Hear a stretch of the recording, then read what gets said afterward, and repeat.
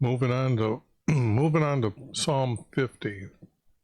And oops, if I get my drink out of the way, I can actually click on what the next one is. So let's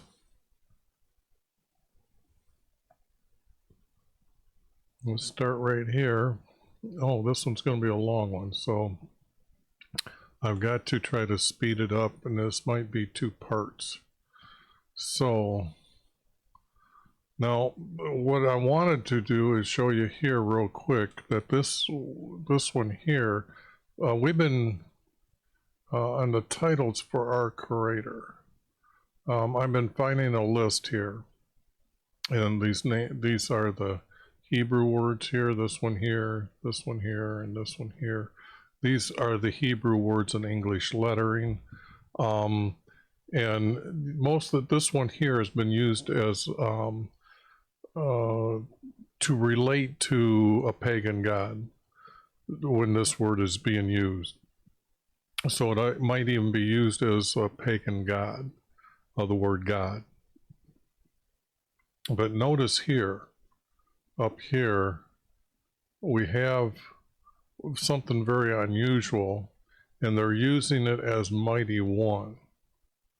See this? Well, that we need to make sure is in red, and note that because, whoops, red, because that's just not, why would they do that, I guess? But the object is they're afraid to put the text correctly, okay? And this would be a pretty bad place to do this, because it would be God, Creator, YV, okay? Now I could put some words around it to help do that, figure that out, but I wouldn't use the word mighty one, or mighty one for one word. See how they're using 2 words for one word? Anyway, that wasn't as fast start off as I thought it was going to get when I'm trying to know I got a long one here and it needs to be done fast. YVS spoken and summon the earth from the rising of the sun to its setting. Out of Zion, the perfection of beauty, our Creator has shown forth. May our Creator come and not keep silent. Fire devours before him, and its every tempest around him.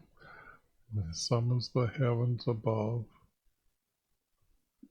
and the earth to judge his people. Gather my righteous ones to me.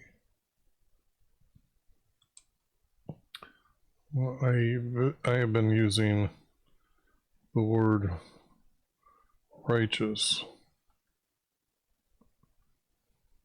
here. What I want to do though is real quickly, because I didn't do it last time, was check the original text here, or the Hebrew and Greek word for that. Because sometimes they use 2 words. Yes, this is where they're using one word 2 times in a row, and they don't use it as the same word. They come up with the words like this.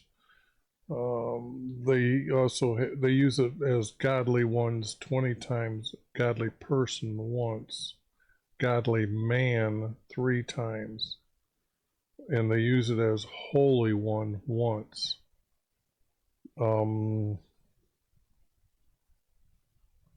But the object is I change it to righteous ones, because those that obey our Creator are righteous for doing that. And that's why they're righteous ones. Those who have made a covenant with me by sacrifice. No, that's not true. This verse is not true. I don't think I can even edit that, but our Creator made a covenant, but it's actually promises. And if you understand his promises, you understand why you can enter into heaven and live with our Creator forever under your King, and your King is Jesus. With me by sacrifice. See, a sacrifice was something a pagan did. They would sacrifice the animal and kill it before their Creator or their God.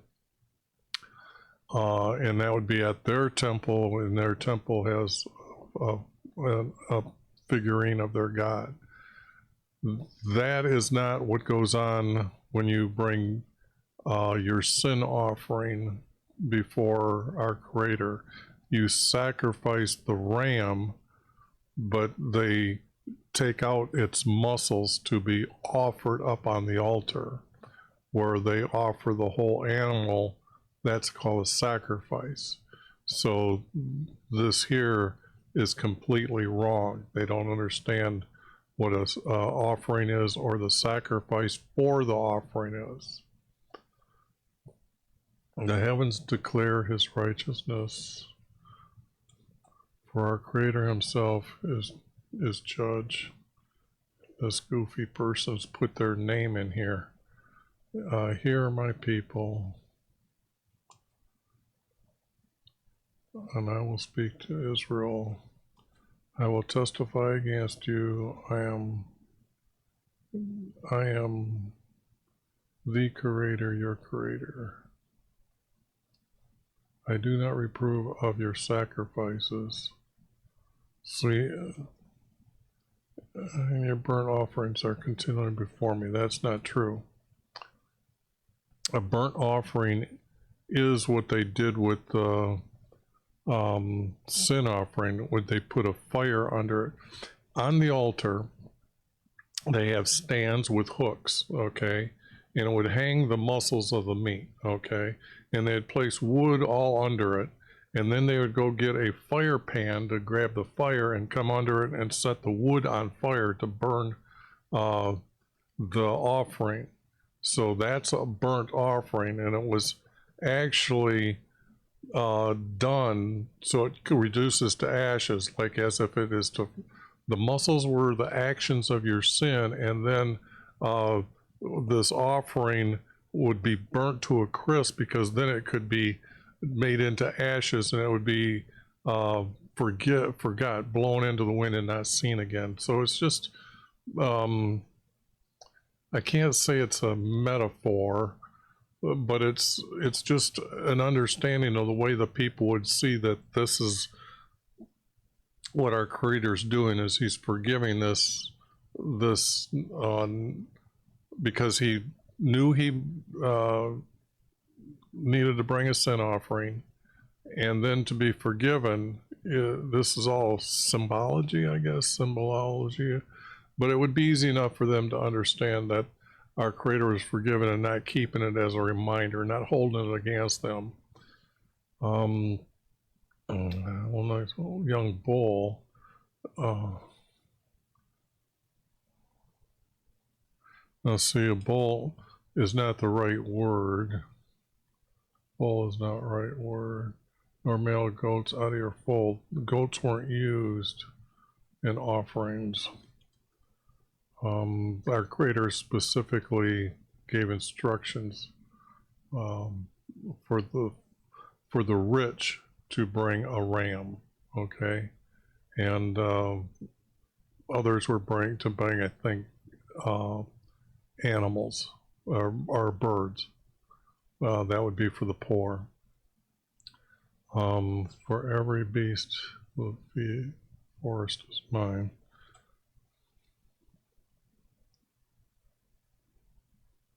I know every bird of the mountain, on every mountain, and everything that moves in the field is mine. If I were hungry, I would not tell you, for the world is mine and all it contains. will eat the flesh of bulls, or drink the blood of male goats. Offer to me your creator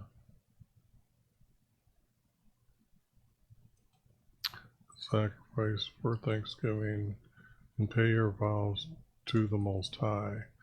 Now the word Most High, I gotta check just because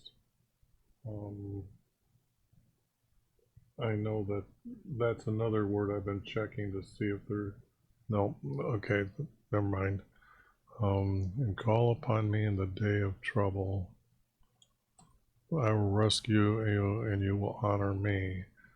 But the wicked creator, but the wicked, but to the wicked, I, your creator, says, what have I you to tell of my statutes and to take my covenant in your mouth? See, that's not true either.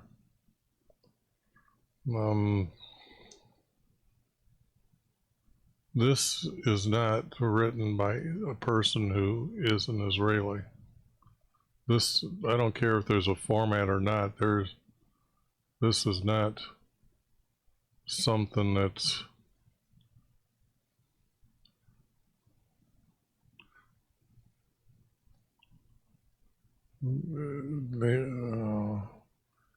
his promises were for everybody to know. So you would put it in your mouth, okay? I mean, you would be speaking it, but even the wicked would have to know about it. They would be speaking against it, but so why take, for you hate discipline and cast my words behind you. When you see a thief, you are pleased with him, and you associate with adulterers. Let your mouth loose in evil, and your tongue frames from deceit. You will sit and speak against your brother.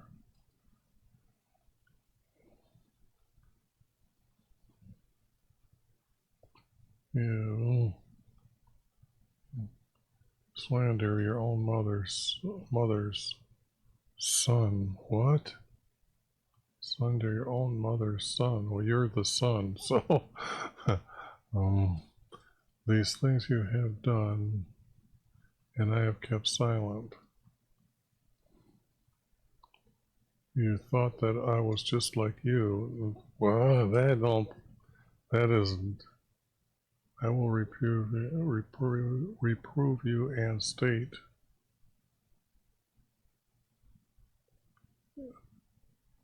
my case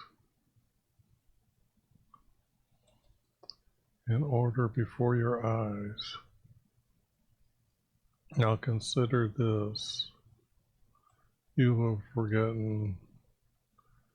I think this word is going to end up being your Lord.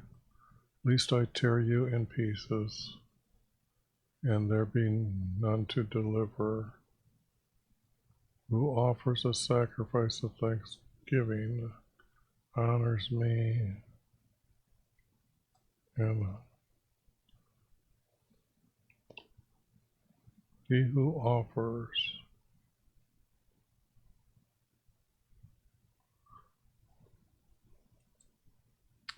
and he orders his way, and like I said, I've been putting ways of life in here, a way of life. It's a way of life. This word really does mean this. I mean, I haven't yet to find one that does not mean exactly like that. Or who orders his way of life.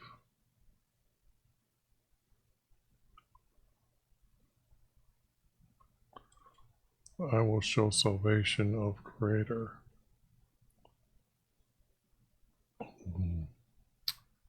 This is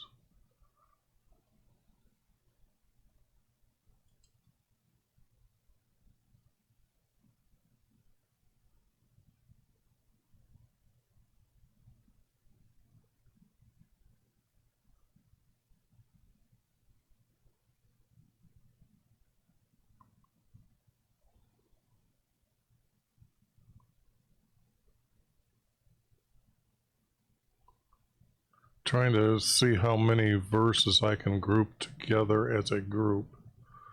Fire devours before him as tempest around him. He summons the heavens above and the earth to judge his people.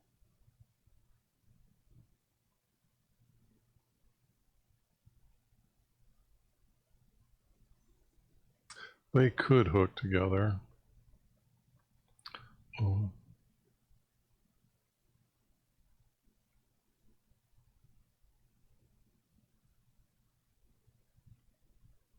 And then that would cook together.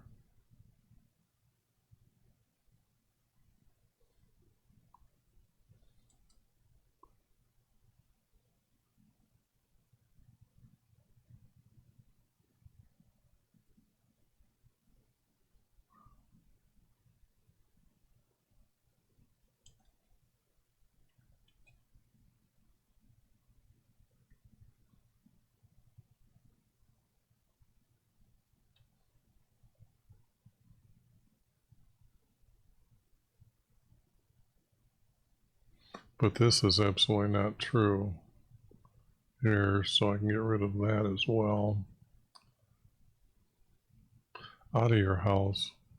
And this is not true. This we know. For every beast in the field is.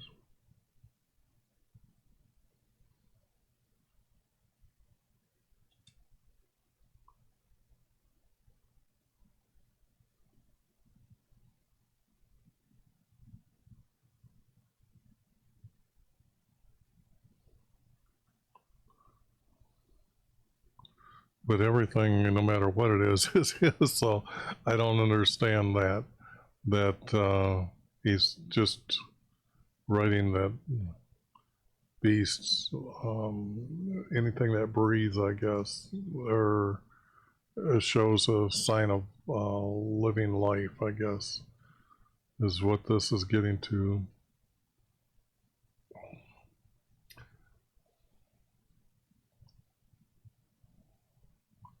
Why eat the meat? Why eat the meats of bulls? Why drink the blood of male goats?